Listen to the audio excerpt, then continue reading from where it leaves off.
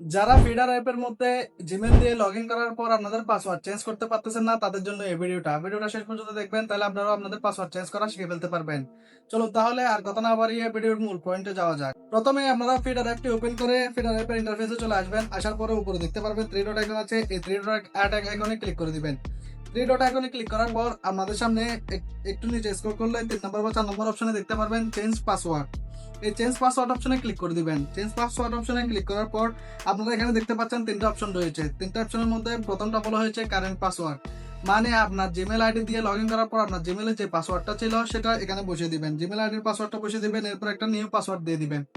একটা আপনার নতুন করে একটা এখানে পাসওয়ার্ড দেওয়ার কথা বলেছে, সেক্ষেত্রে এখানে একটা নিউ পাসওয়ার্ড দিয়ে দিবেন। নিউ পাসওয়ার্ডের পর এখানে আবার সেই পাসওয়ার্ডটা যেটা নিউ পাসওয়ার্ড দিয়েছেন সেই পাসওয়ার্ডটা আবার এখানে কনফার্ম করবেন। এখানে দেখতে পাচ্ছেন এখানে কিন্তু একটা অপশন শো করতেছে কনফার্ম ইউর পাসওয়ার্ড। সো এই কনফার্ম ইউর পাসওয়ার্ডে আপনার পাসওয়ার্ডটা দিয়ে দিবেন, এরপর কনফার্মে ক্লিক করে দিবেন। কনফার্মে ক্লিক করার পর আপনাদের কাছে একটা ওটিপি আসবে।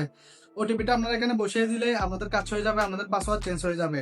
সো এটা নিয়ে টেনশন করার কোনো ব্যাপারই না, আপনারা জাস্ট আমি যেভাবে দেখিয়েছি এইভাবে আপনাদের পাসওয়ার্ডটা চেঞ্জ করে ফেলতে পারবেন। তো বন্ধুরা, আশা করি ভিডিওটা আপনাদের উপকার এসেছে। ভিডিওটা যদি আপনাদের উপকার এসে থাকে আমার চ্যানেলটাকে সাবস্ক্রাইব করে বেল আইকনটা প্রেস করে আমাদের সাথে যুক্ত হয়ে যাবেন এই ধরনের আরো নিত্য নতুন ভিডিও মিস না করার জন্য। দেখা হবে নেক্সট ভিডিওতে, সে পর্যন্ত সাথে থাকুন। আল্লাহ হাফেজ।